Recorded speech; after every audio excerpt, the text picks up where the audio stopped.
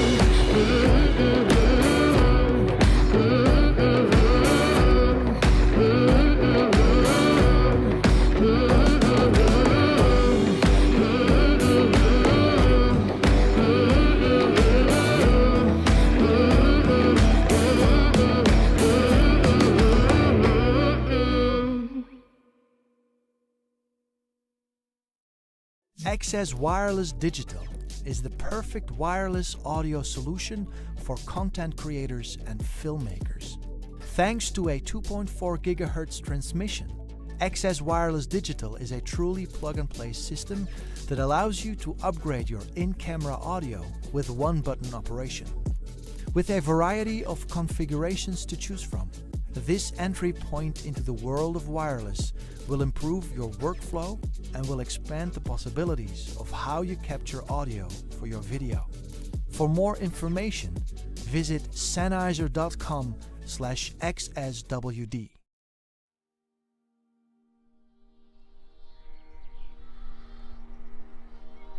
The new Super 35 sensor that Canon have introduced with the C300 Mark III is quite a big step up from other S35 sensors that they have created before. From the body and the flexibility that gives us in terms of the expansion packs and the interchangeable mount, to the sensor with its increased dynamic range for tackling scenes that possibly we couldn't have tackled or captured faithfully before, I can get more out of this camera. My money goes further. It's as simple as that from a business standpoint. From a creative point of view, it's unquestionably unlocking more creative avenues for us as filmmakers.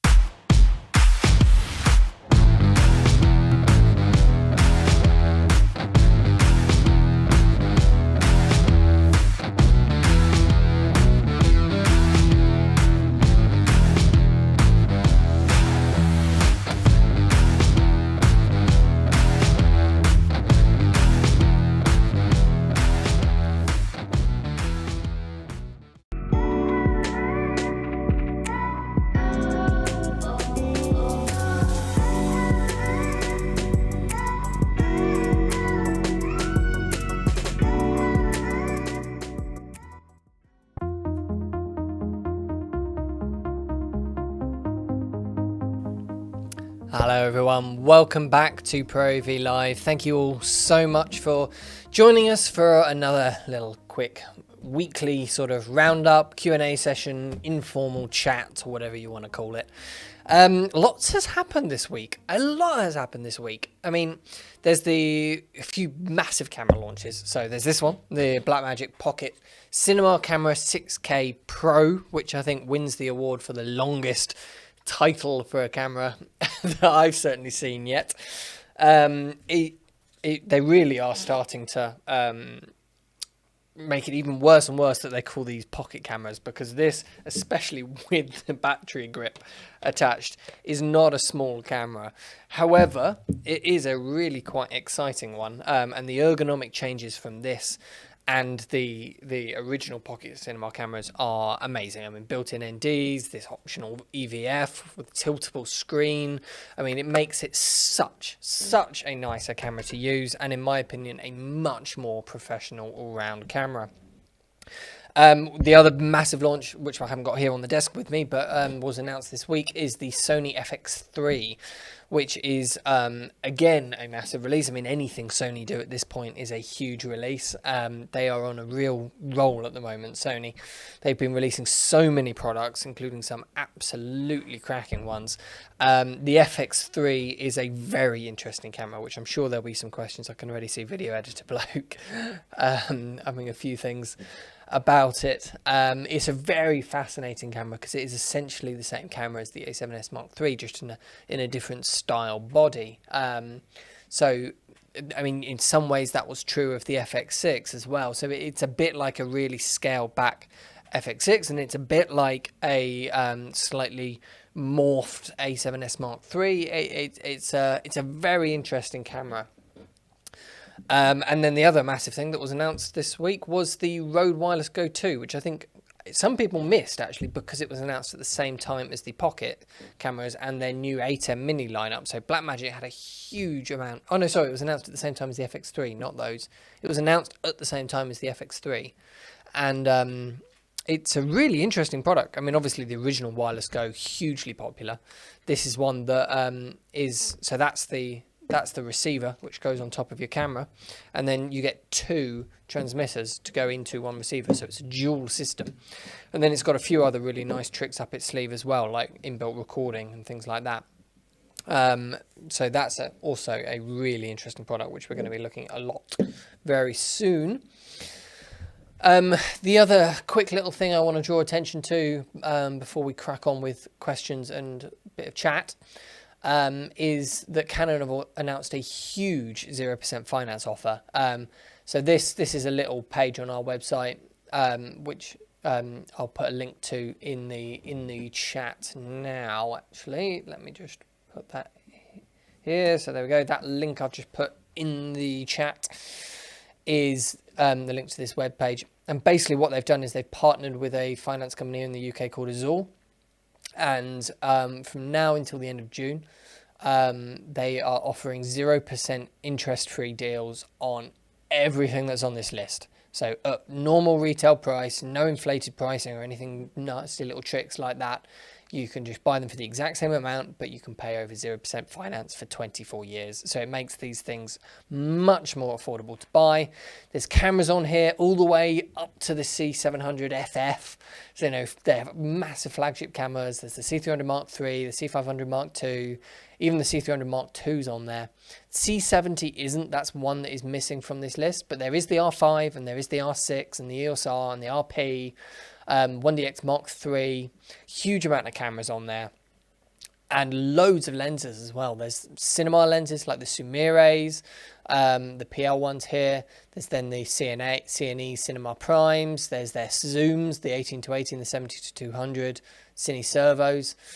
A whole bunch of RF primes. You know, you've got the 85mm f1.2, the 28-70 f2.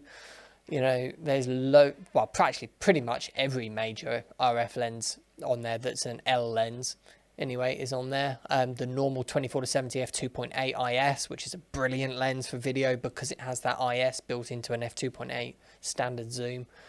And then loads of EF. So if you are in the market for any Canon products pretty much now, check this list because they might well be available as a 0% interest-free offer. Apart from that, I mean, everything's starting to ship nicely that was announced. The Pocket 6K Pro, everything is shipping now pretty much. We've had deliveries of every single bit come through and out to customers. Same with the Rode Wireless Go 2. In fact, I believe we might even have those in stock. Let me just check. Wireless Go 2. Let's see what this is saying.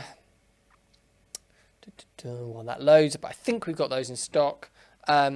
Yes, we do. Yep. So over 10 of those in stock to go right now.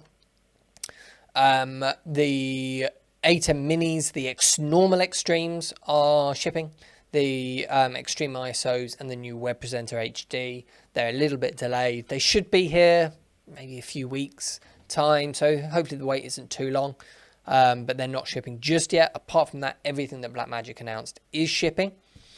The FX3 we're hoping should be shipping next week. We're very hopeful for that. So if you've got an FX3 pre-order on for us, get in touch with the sales team to find out where on the list you are and whether or not you'll get one of that first batch that goes out. Really hoping it will be this week. It might be early next week. Okay, let's crack on with some questions. I can see some coming in already, which is great. Video editor blokes just said, yes, you need to upgrade your audio to Mark. Let's start there, shall we? Some chat about the Rode Wireless Filmmaker Kit, and then we'll get onto the FX3 in a minute, video editor bloke. Mark's saying, I have the Rode Wireless Filmmaker Kit, which I know is a good few years old now. So that is the actual Filmmaker Kit. So let me bring that up. Rode Filmmaker. So that is this product. The Wireless Go, this one is so tiny. Are there any features I'd lose by moving to Go? To be honest, no, not really. I would take a Go over the Filmmaker Link kit every single time. The Filmmaker kits, I actually don't like them particularly too much. The reason I don't like them is because they are so bulky. I've never had any on-camera talent complain about being given a wireless receiver to wear as a belt pack or in their pocket until these came out, at which point pretty much everyone I gave them to went, oh really? The exact opposite is true for these little Wireless Goes. These are so easy to slip in a pocket, hide in a jacket. You know, you can put them clip them inside a blazer. You know, you can hide these pretty much anywhere. I would absolutely recommend moving to this new Wireless Go 2. I would get this one rather than the original one, particularly if you frequently work with multiple speakers. And Video Editor Bloke says, yes, you need to upgrade your audio, winky face. Are there any features you would lose? Not really, to be honest. I mean, they both work on 1.9 gigahertz. The Link had a slightly better range, the original Filmmaker kit, than the original Wireless Go, although they're saying that's much improved in this. Compared to this, I don't think there's pretty much anything you would lose. In fact, there's a whole load of features you would gain. The only thing my colleague Dan's just pointing out to me is that the Filmmaker kits do have a locking port for your lapel mic, which is nice, but certainly not a be-all and end-all feature for ones you can lose. These ones just have a normal, like you have on your phone, jack to put a lapel mic into.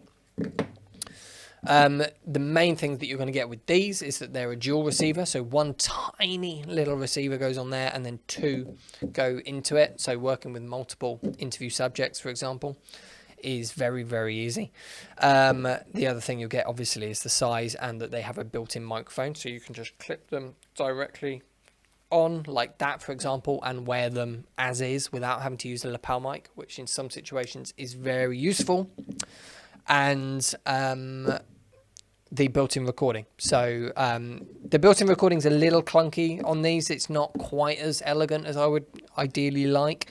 They do have an app, but it's a computer app, not a phone app or anything like that. So you have to plug them into your computer to change how the recording is configured, but it will record anytime basically one of these is connected to that, and it will record onto itself up to 24 hours worth of recording, which is fantastic. And what that mainly is used for is as a backup.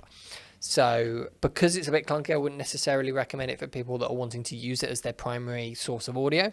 But as a backup, it's brilliant. You can just plug them once into your computer, set them to record all the time, and then you can take these on a shoot and know that they're basically going to capture all of the audio straight into the transmitter before it's wirelessly sent, so that if you get any dropouts, you get any interference, anything like that, you know you've always got that internal recording. You just plug this back into your computer, take the recording off, and you're saved, which for professional shoots, particularly one-off things like, for example, an event or something like that, is just fantastic. Mark, you're asking, how does the Wireless Go stack up against the Hollyland, so the Lark 150? It's a good question. I need to put them side by side really to see. I like the Lark 150. I really like it. The Lark 150, which we have somewhere around there. Dan, is it easy to grab quickly? I'll just show them it on camera. What I really love about the Lark 150 is that it has this charging case and it has physical dials on it. Thank you very much, kind sir. So this box is a charging case, so you can just plug that into one USB cable and you can charge all of your things at the same time. Whereas because I've been having these on next to me, they're all quite low in battery, so to charge these I'm going to have an individual cable going into each one to charge them. Not the neatest solution in the world. So that is just one cable and it will charge them all in the box. Plus, it means that it uses the battery inside the charging case to charge them, so that whenever I take them out, like now, they automatically turn on and they're automatically fully charged as long as this is charged. So this charging case, it's easy to dismiss this as just a nice to have feature. it does make a huge amount of difference. The one thing I don't like about the Larks, though, in terms of power, is that they don't have a backup port on them. I would really have loved Hollyland to just add a little USB. It doesn't have to be USB-C or anything like that, but just something on them, so that if you need to run this for longer than its battery is going to last, so about the 4-hour mark, if you need to run it for longer, or your battery case was had run out of battery and you hadn't noticed or anything like that, you've got to just plug the case into the wall and charge it. Whereas if it had a little port on it, you could have a little small battery bank and just plug it in your Talent's pocket and be using it while it's charging. Whereas you can't do that with the Larks, which is a slight shame. The other thing I really like, so these are the two transmitters, although the Lark one is bigger, it's still very small at the end of the day, and it has 2 physical dials on it. So these aren't smooth dials, they're not the same as they would be on a camera, for example, or an audio recorder, where it's smooth gain adjustments for you to ride while you're working. These do raise and lower in chunks because they're just affecting the gain of the actual microphones. However, because they're an actual physical dial, you can choose a good time to do it and precisely control which way to go, how far to go, as well as which way to go. Whereas the way that Rode do it is with these buttons, you can only go up. So by changing it, you then just got to cycle through. So if you need to go down, it's a bit tricky. Whereas with the dial, it's much, much easier. So I do like some of the design touches of the Lark. However, Rode is saying, I haven't tested these, but they're saying that they've improved the wireless capabilities of these, although they are still 2.4 gigahertz wireless. And also they've got the built-in recording, which is a fantastic feature. So it is quite hard to ignore. It's quite hard to decide which way to go. The Larks also come with a lavalier microphone, whereas the Rodes don't. However, the lavalier microphone that comes with the Hollylands isn't great, so I would actually recommend most people upgrade that. And actually the one that we found works best with it is the Rode one, the Rode Lavalier Go, that goes with their wireless Go ones. So you actually end up, if you're going to do that, paying the same price for both systems. So it's a really interesting comparison, and one I'll probably do a video on at some point as to which way to go, because they are 2 very interesting competing products. Right, let me see. Is there any other questions about those before I go on to other bits? No, there isn't. Cool, let's chat about the FX3 then, shall we? So, video editor bloke asked a couple of questions right at the beginning. Let's load the FX3 up on the website so that anyone who hasn't, I'm sure you've all seen the FX3 by now, but let's show it if you haven't. So this is the FX3, which is one of the strangest cameras I've seen Sony release in a long time. It's actually quite a nice one, and it really does come down to personal preference, I think, as to whether or not you like the ergonomics of this or you like the ergonomics of the A7S Mark III. We've been having lots of discussions backwards and forwards. Personally, I prefer the A7S Mark III ergonomics. Do I have one of those? No, not easy to grab to hand. I really like the ergonomics of the of the A7S Mark III, and just the way that the buttons are placed and the joysticks and everything like that. Danny's bringing one towards me right now. Thank you very much. So just the way that the A7S Mark III fits in your hands, and the joystick placement and the dials, I really like the A7S Mark III, whereas the FX3, because it's got this joystick on the top and the buttons in slightly different places, it's a camera which really rewards you for shooting like this, whereas the A7S is a camera that really rewards you for shooting like this. And so it is one isn't better than the other ergonomically, it's just a difference, and so it will come down to personal preference. Where the FX3 is clearly better, though, is with the audio attachment. So yes, you can get a K3M attachment for the A7S Mark III, which will give you 2 XLRs and pretty much all the same features as the one that comes included with the FX3. However, the FX3 has this built-in top handle, and it has the 2 screws in the top of the camera to screw it down very, very tightly, very robustly into the camera. which makes it much more sturdy. Plus, it ends up a little bit cheaper buying it than buying an A7S Mark III and a K3M at the same time. So as to which one to go, it really is personal preference for the ergonomics. From the features, it is pretty much the same camera. All the internals are the same camera. When I was first told about the camera, the main differentiating feature from a software point of view was that the FX3 had a cinetone, whereas this didn't, and the A7S III didn't. That's now changed because the A7S Mark III has been given a cinetone in a firmware update. I think it came out actually the day after the FX3 was launched, which narrows the gap a lot. So Video Bloke, what did you actually ask? You said you can't think of why you'd buy it over the A7S Mark III unless you really want that fan. Everything else is either already there or can be added. I'm surprised they didn't add a few cinema line only features like shutter angle, etc. Who do you think will buy it? I think you're spot on. I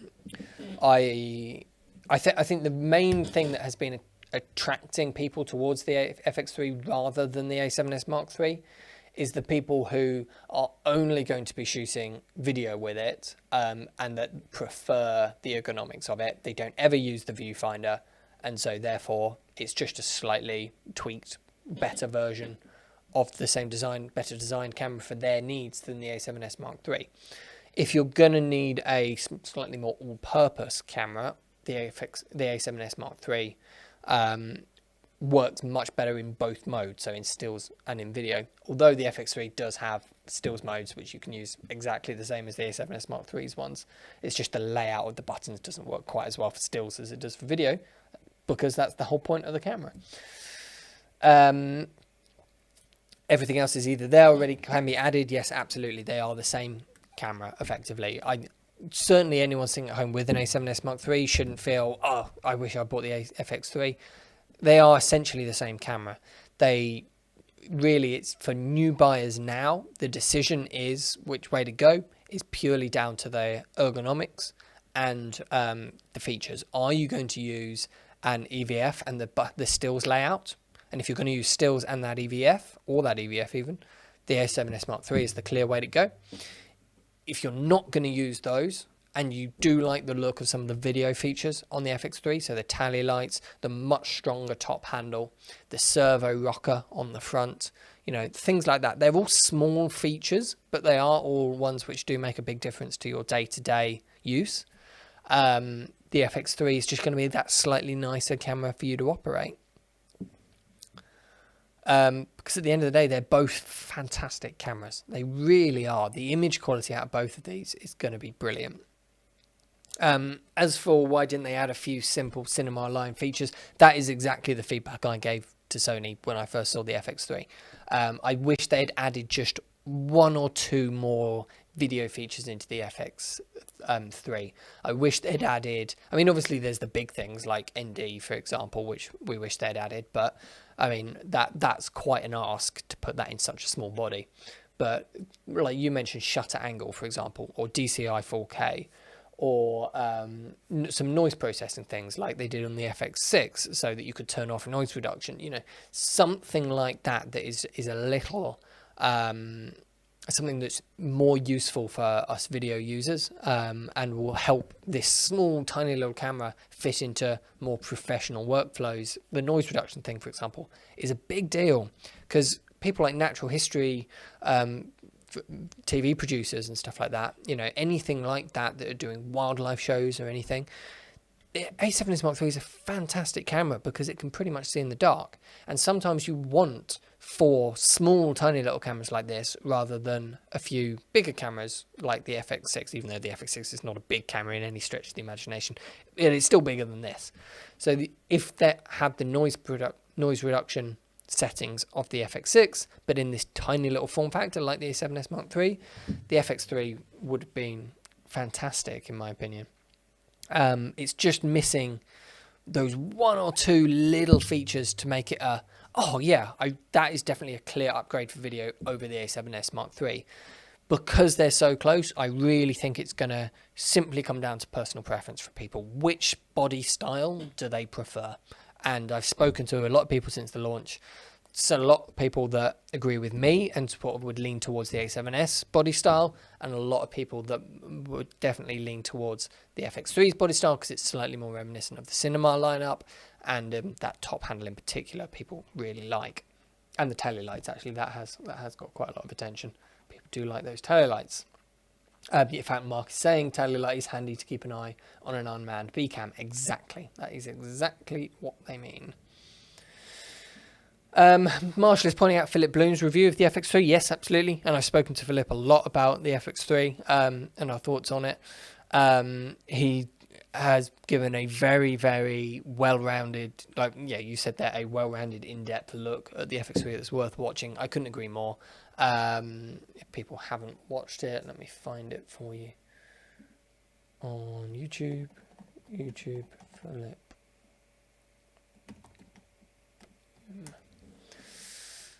So I'm sure all of you already follow Philip Bloom, but this is Philip Bloom, and he has done this video, which I definitely recommend you will watch. You probably have already all watched it because, I mean, let's face it, it's got over 100,000 views. But I agree with pretty much everything Phil says in this video, in terms of its placement, who it's for, all the rest of it. If you haven't signed his petition to get him animal autofocus in video for Sony's, let's go sign this, people. Let's actually make this happen for him. So only 602 people have signed it when he's had 106,000 views. I think Bloom might care more about cat autofocus than a lot of other people out there. However, if you do film animals at all, it is a fantastic feature, and on the Canons it works really well. So I see why he really wants it on the Sonys, and hopefully if we make enough noise, they will add it because the technology's there. Okay, Blaz is saying A7S Mark III and FX3. From the footage I've seen, the movement feels a bit choppy when doing smooth panning or camera movement, more choppy than on other cameras. On paper, they are best for gimbal. That's interesting. I think that might well be down to some of the footage you've seen. Until you shot the footage yourself, I would be very cautious of what you see on the internet. Particularly, my rule for that is the higher end the camera, the more you can sort of trust what you're seeing. The lower end the camera, and when you get down to this sort of price point, they just get into the hands of a lot more people. And they get into the hands of people who know absolutely what they're doing. And they get into the hands of people who don't necessarily know what they're doing quite as much. And that's part of what makes these cameras so fantastic, is it really it's democratizing, is that the word? I've lost the word there. Just making it so much more available, all this technology for people, and that is amazing. However, for judging things off of what you're seeing online from other people, remember, a lot of it comes down to the operator, not necessarily the camera. The rolling shutter on the A7S Mark III and the FX3 is actually very, very good and low. So I actually think they've got much better motion than mirrorless cameras normally have. No reviews include a systematic test for panning movements. Probably making a smooth control pan would test cameras really well. Sure. There's a lot there, and a lot of it is another reason I say that don't necessarily trust what you see online is a lot of it is subjective. That's why some people prefer to shoot in 50 frames a second. Some people like to shoot with slightly higher shutter speeds because of it. Some people stick hard and fast to that 180-degree rule of 25 frames a second and 1/50th, or 30 frames a second and 1/100 and 1/60 if you're in America. I've never seen something as subjective in this industry as movement, because it can be very polarizing as to what people prefer. So the biggest advice I could get for that is try and use one. Try and hire one. There's lots of places where you can hire something like a A7S Mark III for a day or two. Shoot it, try it out yourself, see what you think, see if you can get good results from it or not, and see what you think. Would be my advice for that. Okay, let's go back through some of the other questions. Let's see. So Loom is saying, I love my original C300 Mark 1. Can I still watch your channel even though I shoot on my vintage camera? It feels, of course you can. It feels so strange for somebody to refer to the C300, the original C300, the OG one, as a vintage camera. I have a real soft spot in my heart for the original C300 Mark 1. It came out while I was still studying at uni, and it was doing something so different at the time from everyone else. Sony were going that Super 35 route with the FS700 and everything, but they still felt very much like video cameras rather than cinema cameras like they do nowadays. And obviously you had the Reds and the Arris and everything, and Canon coming along with that true cinema focused model was just so groundbreaking at the time. I'm sure most of you remember it. And if you just need a 1080p camera, it's still a great camera. The image quality from it is great. Ergonomically, I mean, pretty much every camera every camera on the market nowadays beats it, both in terms of image quality and ergonomically. I mean, it's for what it can do now, it's a very large camera. I really do recommend upgrading it if you possibly can, although it is still practical. It's a workhorse camera, and I'm not surprised you're still using it, because those things were built to keep going, you know. Okay, so Miguel is asking, did you find enough time to find media that can record 6K at 3:1 or Q0 on the Blackmagic 6K Pro? That was a question you asked last week, wasn't it? And to be honest, no, I haven't, which is really annoying. Apologies for that. I don't think, now I'm thinking about it, any SD cards or any CF Express, CFast cards even, can record that. Let's see if we can get an answer for you while we're live. What do I have? One thing I will point out though, let me just bring up our YouTube channel, because I have scheduled a few events in the diary ready to go.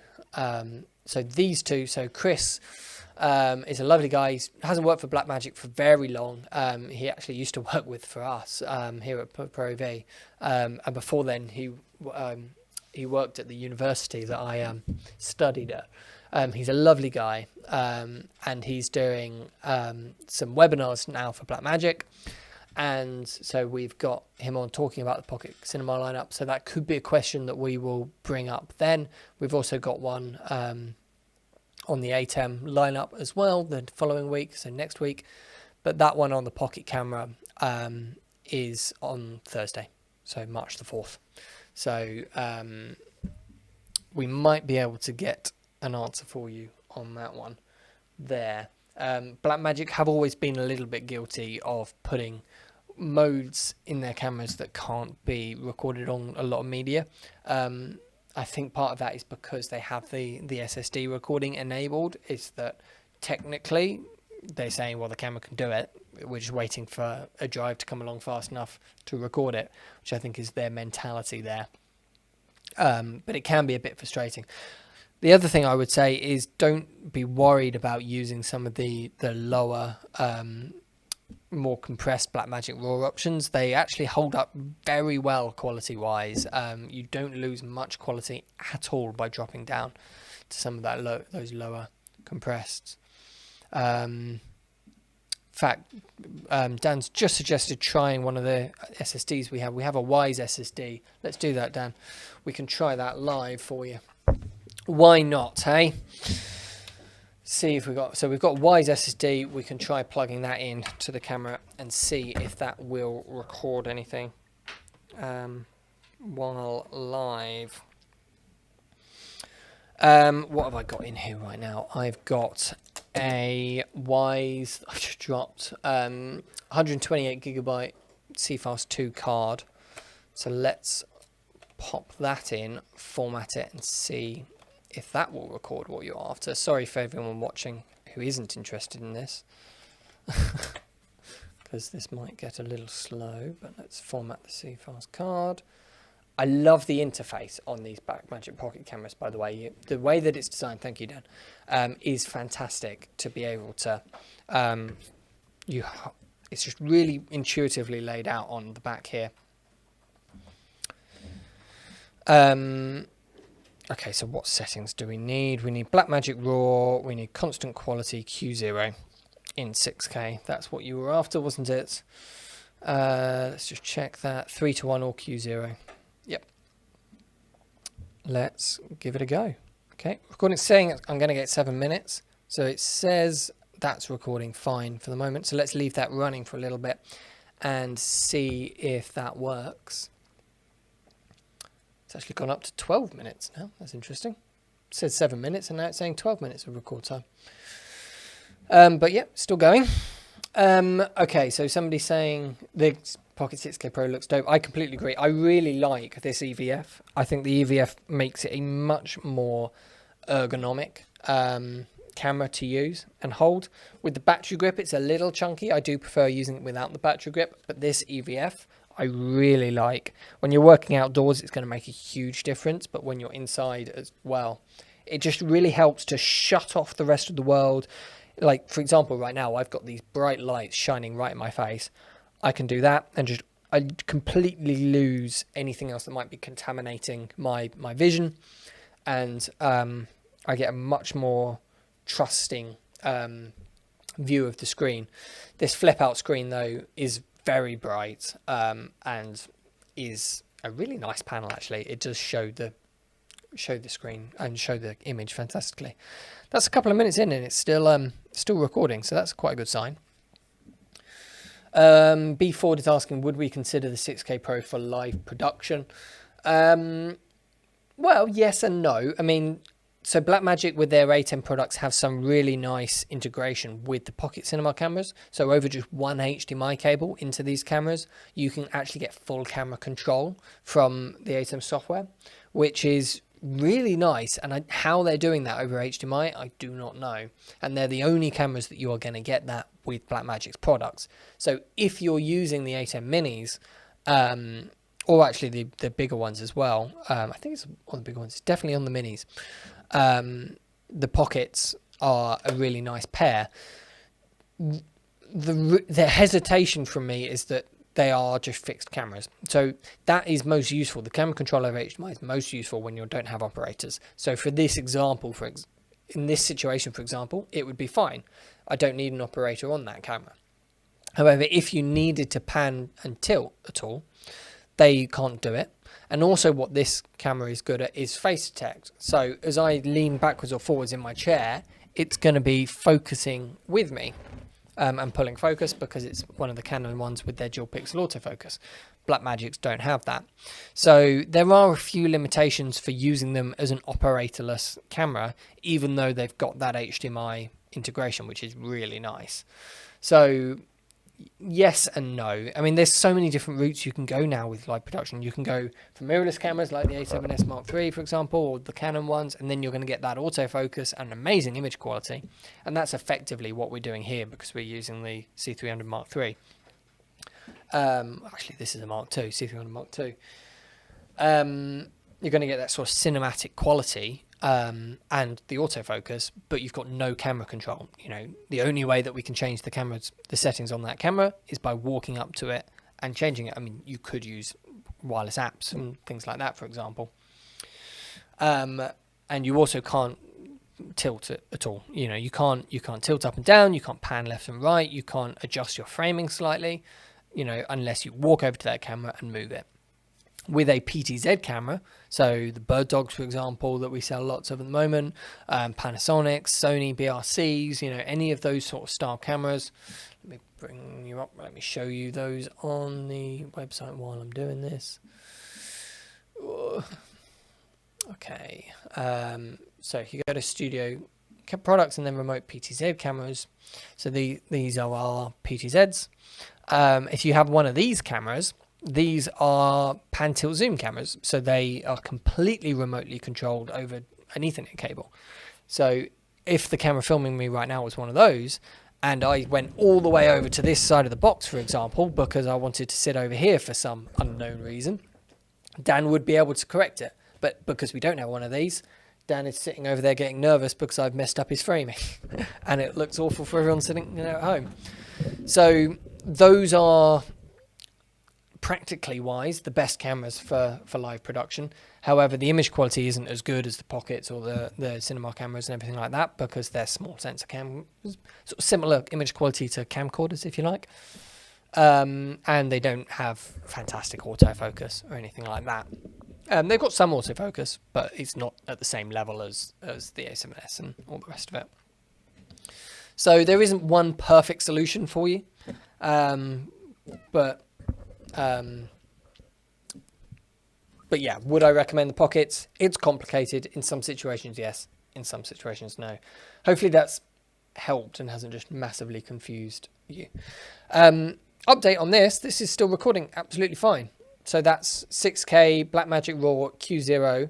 Let me stop the recording. So that recorded for 6 minutes there. Completely fine. And that's onto the Wise 510 megabits a second card. Let me get it up online so that I can show you which card I'm using. Wise, let's see, fast 2.0, 128 gigabytes. This card. So this is the exact card I'm holding here, and it did 6 minutes of 6K Blackmagic RAW Q0 onto that. Absolutely fine. Let's plug in the USB and see if that works.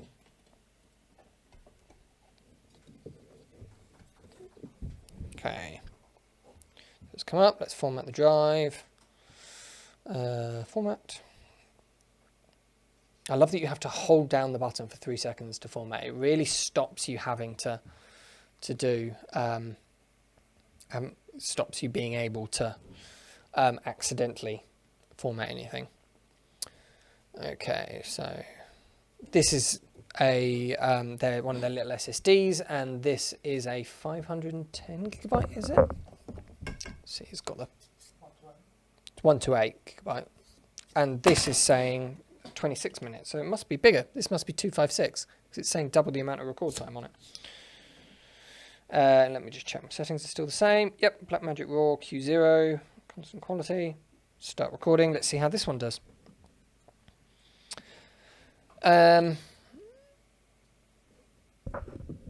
Simon is asking, just watching this about 25 minutes later than real time, which university did you go to and what course? I will show you. I went to Staffordshire University here in the UK. Let's go Stafford. So I went to Staffs, this one, and film production. Here we go. Film and media production undergraduate course. That's what I did at uni.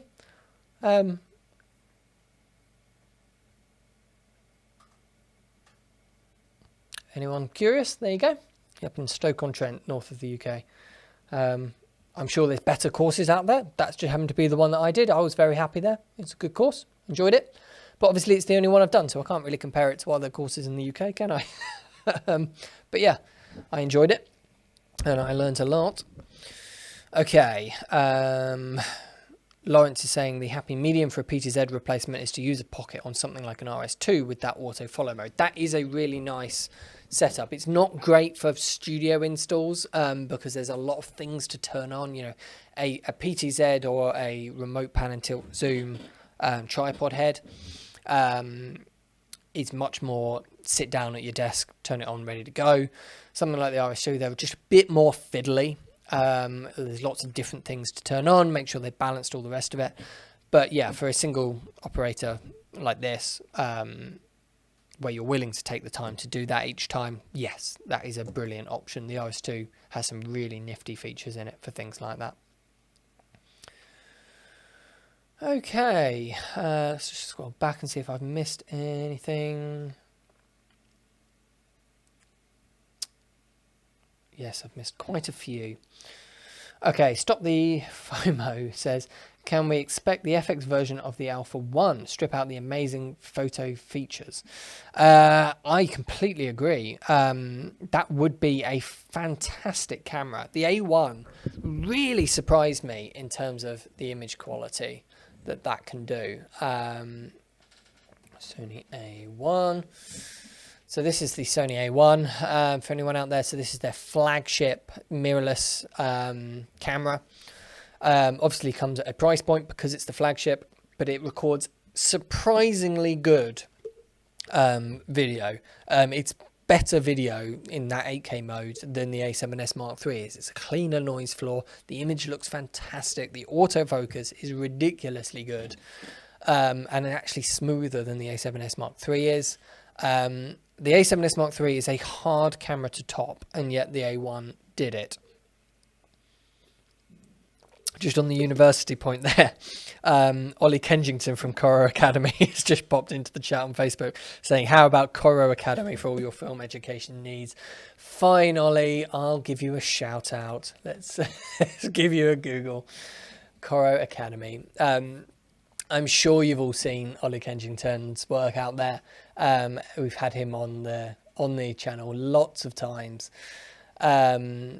So this is Ollie Kensington. He's got a whole bunch of good educational content out there. He's got his MZ courses like Mastering Colour and the Definitive Guide to DaVinci Resolve.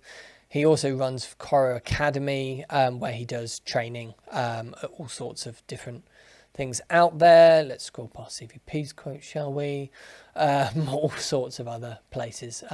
Ollie, if you're still there, put down some things of where people can find you doing training. And I'm sure we will be doing some training here with him here at ProAV at some point soon as well. It's actually been quite a long time, Ollie, since we've done anything, so we should probably get something in the diary if you're still watching. If anyone out there is curious about things that you want us to do training with, Ollie, let us know. Have some feedback. But yeah, back to Sony and the A1. The A1 is a remarkably good quality camera, and because it's that 8K sensor inside it, it actually records higher quality, well, in terms of resolution, and surprisingly good picture quality than the FX9 or the Venice does. Now, the FX9 and the Venice have far, far superior recording methods, so it is not as simple as that at all.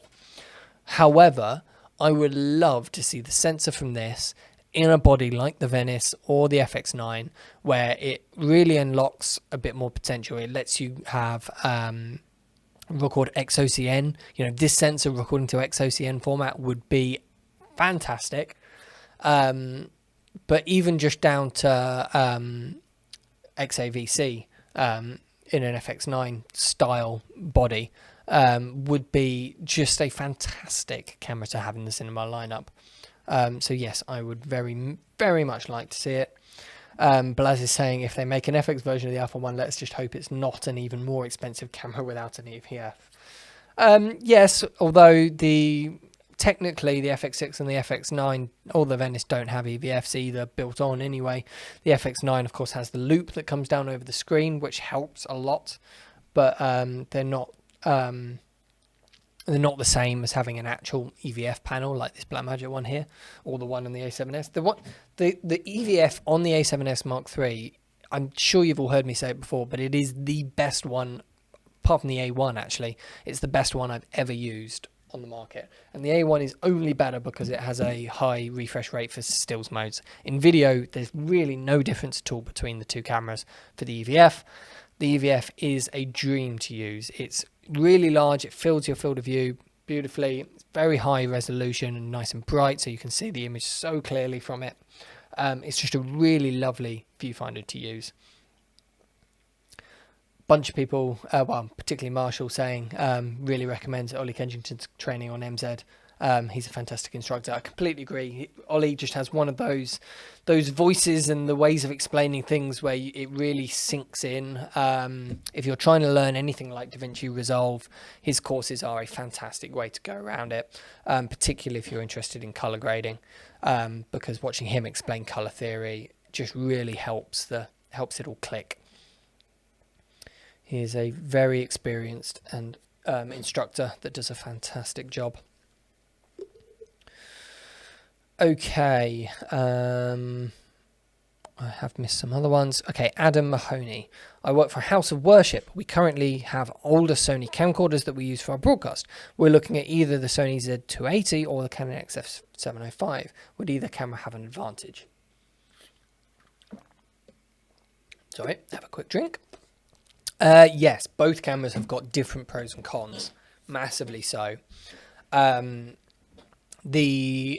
XF705 is Canon's 1-inch camcorder. So the XF705 is all about getting the best image quality into a camcorder form factor. And because it's got all the autofocus features of their cinema lineup, actually works really nicely for things like houses of worship because it's got a decent zoom range still on it. If you're doing multi-camera work and taking an SDI feed out of it or anything like that, it works brilliantly.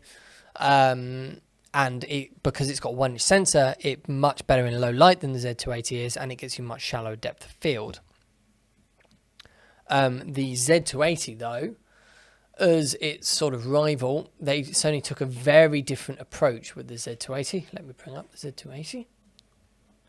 So this is, I believe it's a 1/2-inch sensor inside here, but it's a stacked sensor. So the Z280, oh, interestingly, it's more expensive now than the XF705. I always think of the XF705 as being a more expensive product, but it's come down a bit in price. So yeah, this has got 3 stacked sensors inside it. So they say that helps low light and it helps color reproduction, and it does. In reality, I would say it gives you the color reproduction and the low light capabilities that you would get on a bigger sensor, but on a smaller sensor. So a smaller sensor has some advantages over a larger sensor in that it's much easier to keep things in focus because it has a deeper depth of field. So it's much better at documenting and capturing what's in front of it rather than making it necessarily look pretty. And so for that sort of work, and if that's the image that you're after, then the Z280 is brilliant. It does have a good autofocus system in it. However, it's not quite as controllable in this camera as it is in Canon's. It's really a turn face detect on or off, but it does do a good job once face detect is on or is off. Plus, it's got a really nice electronic variable ND filter. But for things like houses of worship, that's less important. But apart from that, both are going to give you similar sort of battery life, similar sort of lenses and ergonomics and features. If you're recording internally, the Sony has a better codec. It has XAVC intro or long op, so the same sort of codecs as the FX7 and the FX9, whereas the XF705, if you want to do the 4K 10-bit, you need to use XF HEVC, so that H.265 codec. So if you're going to get a XF705 and record internally, I really recommend you get one of Apple's new M1 chip computers or something similar, simply because they have got much better at doing and editing H.265 than current generation ones like the Mac that's here in front of me, for example. Okay, a status update on the Pocket. It's still recording, and it's not saying it's had any drop frames or anything like that. So that's been recording for nearly 10 minutes now onto the Wise SSD. So let me show you on the website what the Wise SSD is. So yes, it's this one. So this is the on there we go, picture of it on the Pocket. So you can mount it into the screw thread here on the top like that. And yeah, it's still going. I just stopped it, but let's take that out. But yeah, they both all seem to work with Q0 6K Blackmagic RAW. So there we go. There's an easy recommendation. And if they work, I'd imagine lots of other of our fast media options would work. So I'd imagine the Angelbird ones, for example, would work. I will do some bit more comprehensive testing at some point, I promise.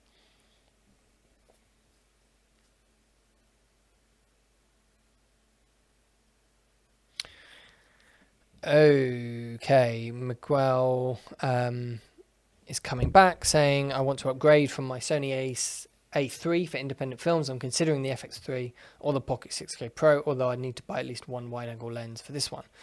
Which do you think is a better long-term investment? Sorry for repeating the question. It's so hard, Miguel. I know you want me to say which one's better. It's very hard to know. I would say the Pocket 6K Pro is going to give you better image quality, simply because the Blackmagic RAW is such a fantastic feature. You know, it's such a fantastic RAW format. So image quality wise, and particularly if you do lots of narrative work, the Pocket 6K Pro is going to be a fantastic camera for you. They've made it so much more usable now with built-in ND filters and the EVF for run-around filmmaking. In some ways, it's now a more usable camera for that sort of work than the FX3 is. Where the FX3's advantage is going to be is the autofocus. The FX3 is going to be able to just focus for you, like the camera that I'm using here is doing, so that if I lean forwards or I lean backwards, it just tracks me. I mean, we've got a video going out probably tomorrow on these little Sigma autofocus primes, where we compared the Sony lenses, the Zeiss Batis's, and the new Sigma compact primes, their I series, on the A7S Mark III actually, which would be the same on the FX3. And the focus tracking is just amazing. Like, we were doing interview shots where we were leaning backwards forwards in close-ups, and it just sticks like glue to you. It just tracks your face so brilliantly in that sort of situation. It really is useful. So it depends how much you're going to use that feature. I mean, if you give us a bit more information as to what sort of work you do and what features are important to you, I might be able to help you lean one way or the other. Okay. So Glenford Russell had said, the department where I work are looking to upgrade their camera equipment. We have Panasonic EVAs. We're looking to move to the Canon range. Face tracking autofocus is a must. Any suggestions? Yes, absolutely. So pretty much all of Canon's range have got face tracking and autofocus, down from their mirrorless ones, and all of their cinema lineup do. The C70 would be a great place to start as a direct sort of comparison, price-wise and spec-wise, to the Panasonic EVA. It's a much more different form factor though. Really, it's going to be that or the C300 Mark III. The C300 Mark III will give you RAW recording internally. It will give you a much bigger, better build quality. It lets you build it up with modules as well, particularly like an EVF, things like that. And gives you an EF mount or a PL mount on the front. So if you use PL lenses, the C300 Mark III is definitely the way to go. I mean, in between those two is the C200, and you absolutely could go that route. It's a slightly older sensor than the one inside the C70 or the C300 Mark III. The sensor inside the C300 Mark III or the C70 is a DGO sensor, so dual gain output. Don't confuse that with dual native ISO. That's something different, although that's about making your camera better in low light, although the Canon cameras are quite good in low light anyway, even without that. What DGO does is it takes two gain measurements at the same time and combines them into the same clip, not to give you wider dynamic range, although it does end up doing that as a result of what it's doing. It's more about cleaning up noise levels, and so gives you a really clean picture at normal ISO levels with a very high dynamic range, and just is one of the best looking sensors out there, in my opinion. It's a very similar technology to what ARRI use on their ALEV sensor in their Alexas, and it's pretty much their sort of secret recipe, if you like, which is why the ARRI sensors are still held up there as one of the best sensors on the market, even 10 years after the thing was made. And Canon have taken that sort of technology and put it into their DGO technology in their C300 Mark III and C70. So for that, I think I would take the C70 or the C300 Mark III over the C200. The exception to that would be if I couldn't stretch budget-wise to the C300 Mark III, but internal RAW was very important to me, in which case the C200 is the way to go there. Okay, Chris is asking, how much better is a Micro Four Thirds sensor than a 1-inch for low light? if it can be separated from other factors. Difficult question to ask. Micro Four Thirds is bigger, although effective resolution and size doesn't actually work out to be as much bigger as a lot of people think, because a lot of Micro Four Thirds sensors are 3x2, which make them look much bigger than they are when you actually take a 16:9 crop. They do work out to be bigger than 1-inch sensors, but not crazy bigger. Certainly not bigger enough to see much of a difference in low light. The other thing that confuses that is that it massively compares on the lens. So you'll be able to get much better results with a Micro Four Thirds camera, but normally because they're interchangeable lens cameras, which means you can use lenses with faster apertures. 1-inch cameras really tend to be fixed lens camcorders, which tend to prioritize zoom range and convenience rather than faster apertures, and so therefore aren't quite as good in low light as interchangeable lens like fast prime lenses, for example. So yeah, for low light, I would go down the route really of a Micro Four Thirds camera rather than a 1-inch camera like a camcorder. However, that's not necessarily down to the actual sensor itself that's making that difference, if that makes sense. Okay, let me just do a quick little skim back to see if there's any questions which I want to answer, which I have missed. Somebody else saying that their brother went to, so Simon's saying his brother went to Staff's uni as well and now works for Disney and Fox, although he did the digital video production one. Yeah, excellent. It's good to hear people going to the same place and coming out with good results and going on to have good careers. I definitely recommend it as a university. Okay. Yeah, I think that is it. So yeah, thank you all so much for joining me for these. I mean, 70 people watching that live, which is really great to see so many of you tuning in to streams like this. I do hope they're being helpful. And if you want to have any more questions about any of these products, I mean, obviously just leave them in the comment section. These videos are available to watch live, but only for 1 week afterwards. We don't leave them up indefinitely, just because that would end up spamming and taking over the channel with a lot of very long videos that don't really say anything. It's just me rambling and answering people's questions. But we do leave them up for a week so that people can look back on ones if they can't catch them live. So, yep, if you, I mean, there's no point telling you to watch it live. You've already watched it if you're watching this bit by now. But yeah, if you want to share it with anyone, that's how. But it also means that the comment section is going to be live. So if you've got any questions that I haven't answered, or you want to ask and you're watching this after the fact, put it in the comments down below. Of course, if you want to buy any of this stuff, head over to proav.co.uk and talk to our sales team, who would be very happy to help. Thank you all so much for watching, and I'll see you very soon. Bye.